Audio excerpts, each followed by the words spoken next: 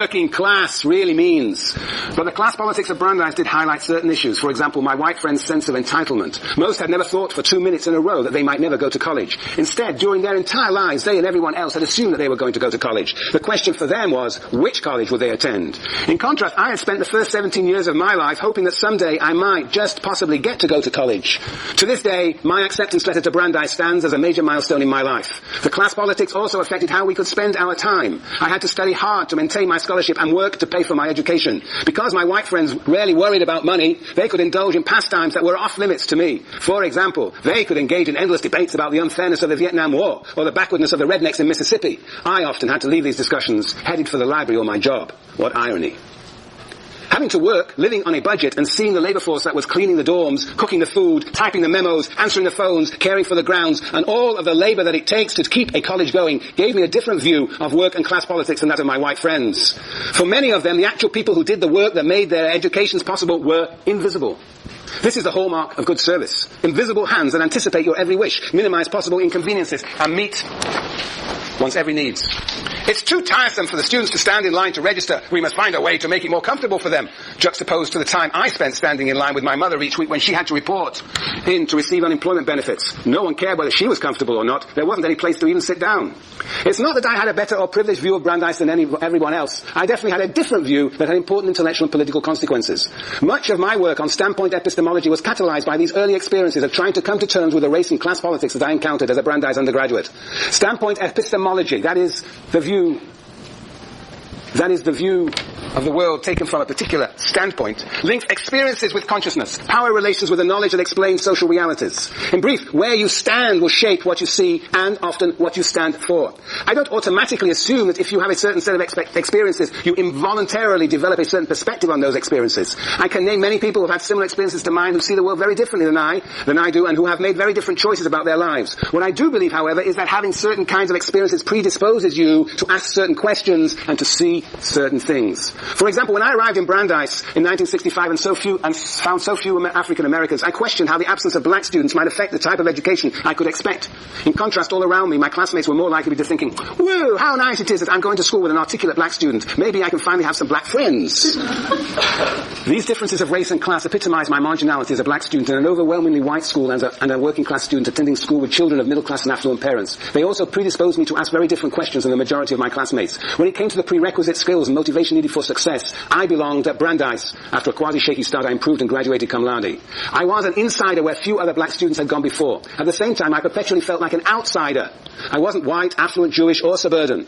It was only years later when I wrote about the notion of outsider within positioning that I came to see how my own intellectual and political development had been so affected by my social location. For example, my long-standing interest in studying the intersections of race and class, and later on gender and sexuality, reflect my efforts to reconcile these seemingly contradictory and virtually invisible factors in my undergraduate education. How could both race and class be so important to me, yet so invisible to others? How could gender be so important to some of my white women friends and so unimportant to me? Why was I constantly encountering situations where I had to choose either race or class or gender as being more important than the other?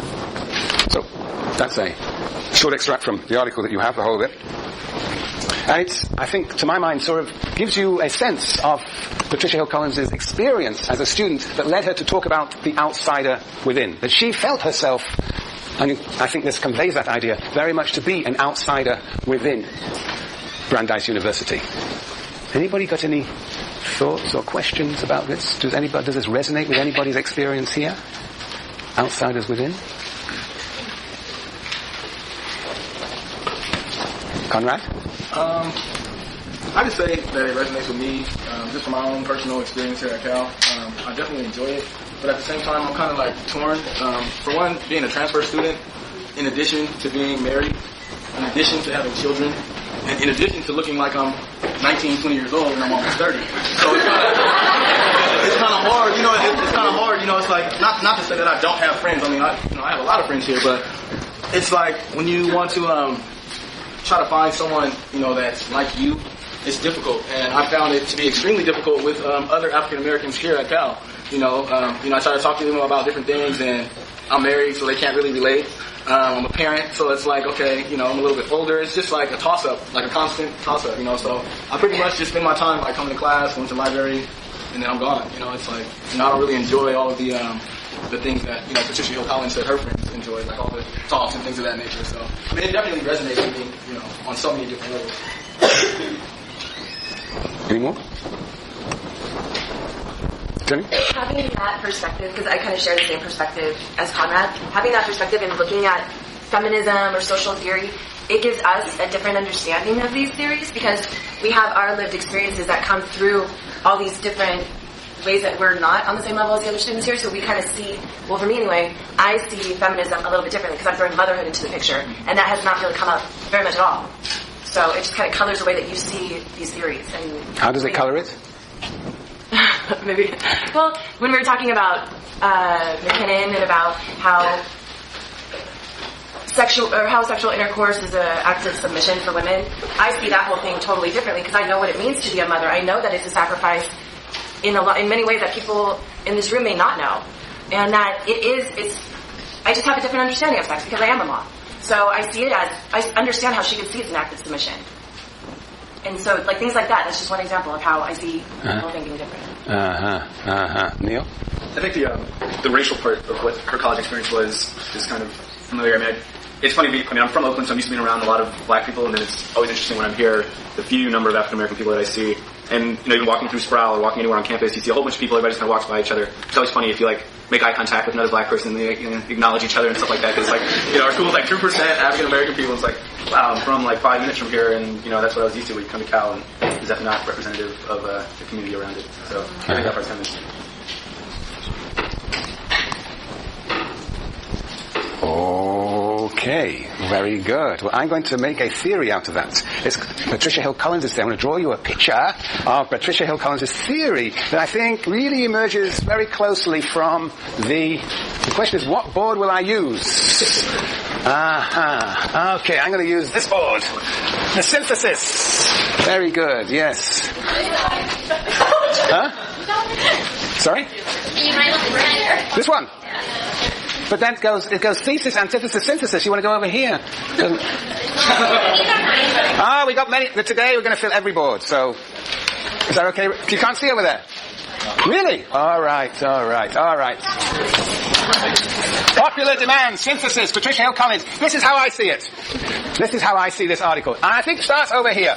And what I'm going to argue is that she has running there in tension with one another two theories, two notions of truth. That on the one hand she has white men. Then she has black men. And then she has white women.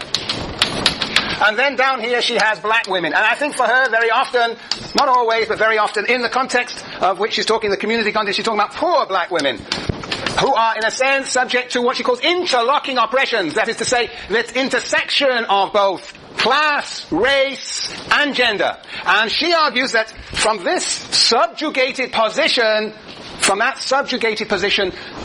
black women are able to see the different pillars of domination. That it is subjugation, subaltern perspectives that gives insight. It is those down below who are potentially able to see the world as best. To see the world in what she says, in a clearer light. Those who dominate, who have a bird's eye view from above, are in the business of objectifying and dominating and cannot even see properly the subjugated. The subjugated see their own lives as well as seeing the lives of the dominators. Multiple oppressions leads to insight, truth.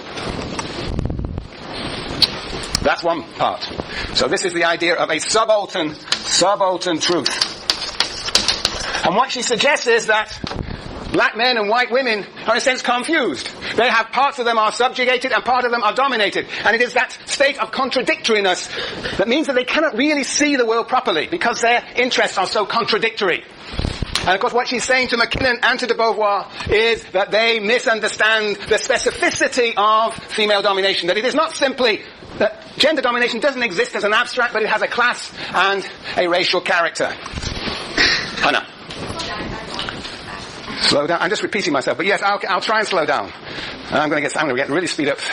It's my last class. I'm the last chance to deliver pearls of truth from above. Jane. Doesn't Beauvoir also talk about this in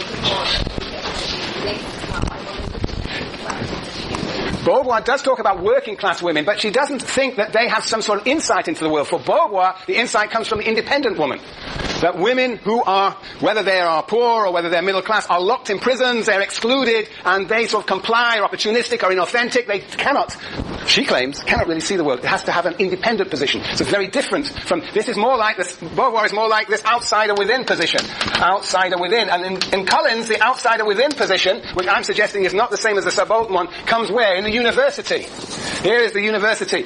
And here we have a sociology department dominated by the works of Marx, Weber, and Durkheim. Right? White male theorists. The canon. And what Patricia Hill Collins says is that slowly there emerge alternative perspectives. And here is the black female sociologist, Patricia Hill Collins, who comes into the academy but is not assimilated into the academy, but actually maintains a position of outsider within, described beautifully in her autobiography here. And she maintains that outsider within position by linking herself to the community from which she comes. To the community from which she comes. And so we have here the intellectual, Patricia Hill Collins, black female intellectual, who she says works with the spontaneous consciousness of poor black women, who, she says, spontaneously develop sisterhood, self-valuation against the stigma of white society, sisterhood, self-valuation, developing sort of kinship ties, community ties, folk understandings of the world, reversing stigmas that are applied to them, building, you might say, a spontaneous consciousness raising. Consciousness raising is part and parcel of the survival of black women, particularly poor black women. And the intellectual, she says on page 19, the intellectual, Patricia Hill Collins, articulates, perhaps in theoretical terms, makes coherent that consciousness raising, that spontaneous consciousness that arises around poor black women. So what she is saying, that Patricia Hill Collins is saying that on the one hand the intellectuals, she like herself, articulate the experience of poor black women, and on the other hand carry that experience into the academy. And when they carry it into the academy, they in a sense challenge the canon. The canon, Marx, Weber, Durkheim. For the sake of this, from the point of view of this course, what do? They ignore, not only women, but black women. They ignore, they silence on the one hand, and if, as has happened, in the 1960s and 1970s, attention was drawn to the plight of African American communities and the role of black women, there's a distortion in much of the academic, she would say, a distortion in much of the academic rendering of the experience of African American women. So the role of the outsider within, Patricia Hill Collins, black female sociologist, is to challenge the canon, to point to its falsehoods and its omissions, and to reconstitute it, to reconstruct the canon to include these different perspectives. So what she is arguing is that this outsider within has a role to play here. She sees the ways in which the academy is operating, and based on that engages with the canon, reconstructing the canon, making it more universalistic. Yeah.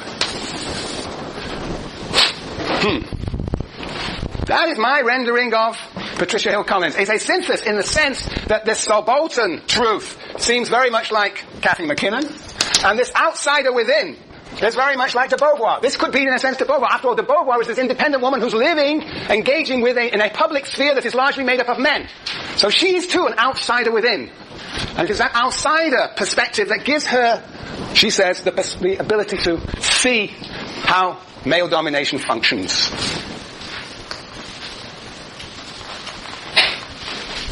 Miriam. Collins led into Marx's theory of consciousness raising, and that because he wants to theorize about white proletariat, that they have this single level of domination and segregation, which they have this really strong self-consciousness and revolution.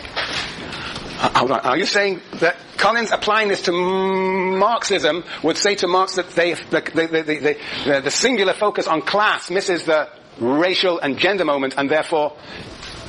That wasn't what I was saying. I was saying that in the same way that black men and white women have contradictory locations and they are confused, is that to say that white men... Well, it's a similar sort of thing. Yes. No, very interesting. Very interesting. One could argue that in fact that the white working class is a privileged working class. Lenin would call it a labor aristocracy. And a privileged working class indeed has an interest in making some